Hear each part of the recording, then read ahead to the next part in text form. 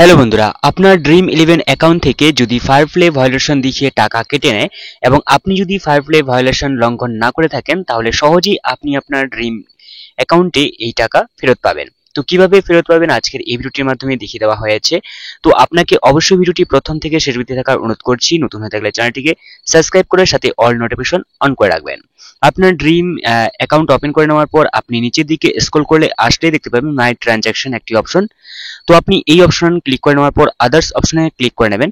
এরপর এখানে স্ক্রল করলেই দেখতে পাবেন যে আপনার ফায়ার প্লে ভায়োলেশন যেটা রয়েছে আপনি এখানে ওপেন করে নেবেন। ওপেন করে নেওয়ার পর আপনার ফায়ার প্লে ভায়োলেশন যে ট্রানজাকশন আইডি থাকবে, তো আপনি এই ট্রানজাকশন আইডিটিকে আপনি কপি করে নেবেন। কপি করা হয়ে গেলে আপনি যে দেখতে পাচ্ছেন এটিকে একটি স্ক্রিনশট নিয়ে নেবেন।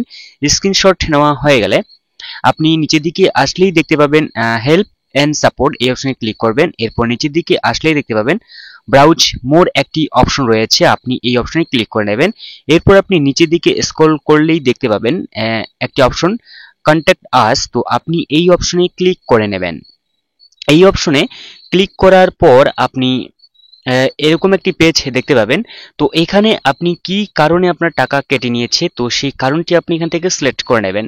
তো আমি সাধারণত আমার মনে হয় যে আমি আমার বন্ধুদের সাথে কন্টেস্ট খেলেছি, এই কারণে হয়তো তো আমি এটা সিলেক্ট করে নিয়েছি।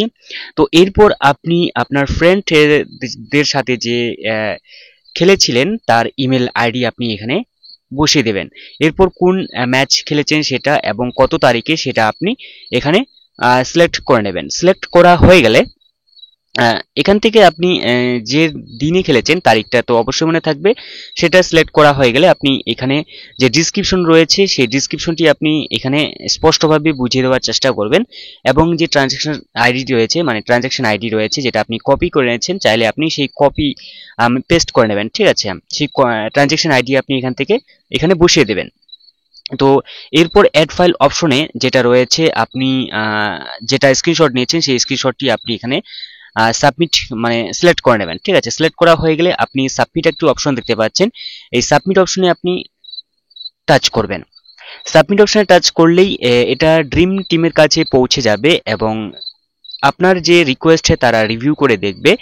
যদি মনে করে যে আপনি যেটা ফায়ার প্লে ভায়োলেশন লঙ্ঘন করেননি, তাহলে কিন্তু তারা আপনাকে সহজেই সেই টাকা আপনার ড্রিম টিমে পাঠিয়ে দেবে। ঠিক আছে, ভুলবশত তারা কেটেও নিতে পারে, যাই হোক তো জাস্ট এটা ভুলবশত। ঠিক আছে, তো এইভাবে কিন্তু আপনি সহজেই আপনার ফায়ার প্লে ভায়োলেশন যে যদি টাকা কেটে নেয় কিন্তু আপনি এভাবে ফেরত পেতে পারেন।